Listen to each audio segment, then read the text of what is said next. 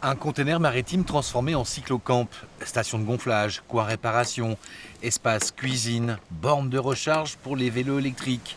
Une structure de service pour les cyclotouristes imaginée lors d'un long voyage à l'étranger.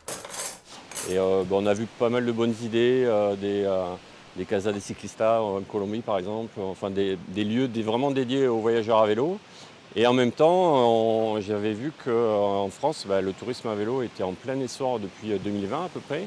Il n'y avait pas forcément de lieu d'étape vraiment dédié aux touristes à vélo comme on peut en voir dans plein d'autres activités comme la rando, comme les camping-cars, etc. C'est le premier modèle vendu à une structure privée. Avant l'ouverture de ce camping Rochelet, c'est le moment de tout remettre en ordre.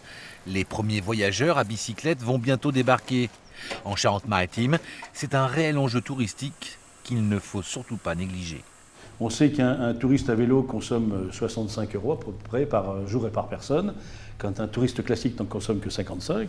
Donc ça veut dire que nous, on a tout intérêt à aménager en fait, notre territoire en piste cyclable, de façon à ce qu'ils viennent, profitent du patrimoine, ils prennent le temps, et puis effectivement qu'ils consomment sans même polluer. Donc c'est vraiment des gens qui nous intéressent.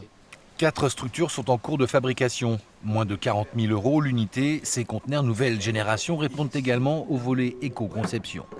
On a un conteneur que l'on recycle et au-delà de ça, il y a des matériaux qui sont choisis responsablement, c'est-à-dire qu'il y a la laine de bois pour l'isolation. J'ai essayé d'utiliser un maximum de sous-traitants locaux. Donc par exemple, ça c'est un menuisier qui est fait sur La Rochelle. En Charente-Maritime, 15 points d'accueil ont été recensés pour héberger les cyclotouristes. Ce secteur est en pleine expansion.